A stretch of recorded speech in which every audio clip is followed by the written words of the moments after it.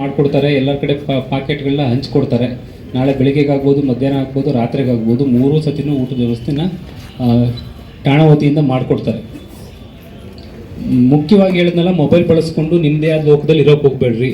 ಎಲ್ಲರೂ ಒಟ್ಟಿಗೆ ಟೀ ಕುಡಿಯೋಕ್ಕೆ ಹೋಗಬೇಡ್ರಿ. ಎಲ್ಲರೂ ಒಟ್ಟಿಗೆ ಊಟದ ಬ್ರೇಕ್ ತೊಗೋಬೇಡ್ರಿ. ಊಟ ಬಂತಂದ ತಕ್ಷಣಕ್ಕೆ ಎಷ್ಟೋ ದೂರಕ್ಕೆ ಹೋಗಿ ಊಟ ಮಾಡೋದಲ್ಲ. ನೀವು ಅಲ್ಲೇ ಹತ್ತಿರದಲ್ಲೇ ನಿಮ್ಗೆ ಯಾಕೆ ಫುಡ್ ಪ್ಯಾಕೆಟ್ ಕೊಡ್ತಾರೆ ಅಂದರೆ ಅದೇ ಪ್ರಿಮಿಸಸಲ್ಲಿ ಊಟ ಮಾಡಿ. ನಾಳೆ ಬೆಳಿಗ್ಗೆ ಮತ್ತೆ ಬ್ರೀಫಿಂಗ್ ಇರುತ್ತೆ 10 ಗಂಟೆಗೆ. ಅಲ್ಲಿ ನಿಮಗೆ ಫೈನಲ್ ಇನ್ಸ್ಟ್ರಕ್ಷನ್ಸ್ಗಳನ್ನ ಕೊಡ್ತಾರೆ. ಒಂದು ಸಾಹೇಬ್ರು ಬಂದು ಅಡ್ರೆಸ್ ಮಾಡ್ತಾರಂತೆ, ಅದು ಗಮನದಲ್ಲಿರಲಿ. ಇವತ್ತಿಂದ ಯಾರು ಟ್ರಾವೆಲ್ ಮಾಡ್ಕೊಂಡು ಬಂದಿದ್ದೀರಾ ಅವರೆಲ್ಲರೂ ರೆಸ್ಟ್ ಮಾಡಿರಿ. ನಿಮ್ಮದೇನು ಪಾಯಿಂಟ್ ಏನಿದೆ, ಡ್ಯೂಟಿ ಏನಿದೆ ಅದನ್ನೆಲ್ಲನೂ ನಿಮ್ಗೆ ಈಗಾಗಲೇ ತಲುಪಿಸಿದ್ದಾರೆ. ಡ್ಯೂಟಿ ಎಲ್ಲ ಸಿಕ್ಕಿದೆ ಎಲ್ರಿಗೂ. ನಾಳೆ ಬೆಳಿಗ್ಗೆ ಮತ್ತೊಂದು ಬ್ರೀಫಿಂಗ್ ಇರ್ತದೆ, ಅಲ್ಲಿ ಹೇಳ್ತಾರೆ.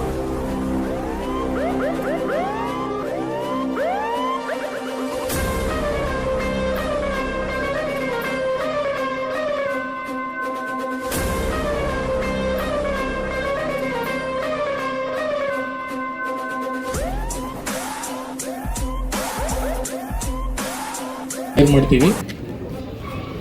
SCPC ನಮ್ಮ ಜಿಲ್ಲೆಯವರಾಯಿತು ಮತ್ತು ಬಳ್ಳಾರಿ ಜಿಲ್ಲೆಯಿಂದ ಬಂದಿರತಕ್ಕಂಥ SCPC ಅವರಿಗೆ ಸರೋಜಮ್ಮ ಕಲ್ಯಾಣ ಮಂಟಪ ಅಲ್ಲಿ ವ್ಯವಸ್ಥೆಯನ್ನು ಮಾಡಲಾಗಿದೆ. ಮತ್ತು ಡಬ್ಲ್ಯೂ ಸ್ಟಾಫ್ ಅವರಿಗೆ ಕೃಷ್ಣ ಹೋಟೆಲ್ ಮೇಲುಗಡೆ ಹಾಲಿದೆ ಕನ್ವೆನ್ಷನ್ ಹಾಲ್, ಅಲ್ಲಿ ಮಾಡಿದ್ದೀವಿ. ಹೋಮ್ ಗಾರ್ಡ್ಸಿಗೆ ನಗರೇಶ್ವರ ಕಲ್ಯಾಣ ಮಂಟಪ ಆಲ್ರೆಡಿ ಇದಿರಿ ನೀವು ಇಲ್ಲಿಗೆ.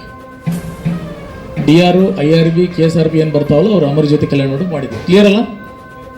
ಮತ್ತೇನಾದ್ರು ಕನ್ಫ್ಯೂಷನ್? ಆಮೇಲೆ ಊಟದ ವ್ಯವಸ್ಥೆ ಇವತ್ತು ರಾತ್ರಿ ಇರುತ್ತೆ, ನಾಳೆ ಬೆಳಿಗ್ಗೆ ಬ್ರೇಕ್ಫಾಸ್ಟ್ ಇರುತ್ತೆ, ಮಧ್ಯಾಹ್ನ ಊಟ ಇರುತ್ತೆ.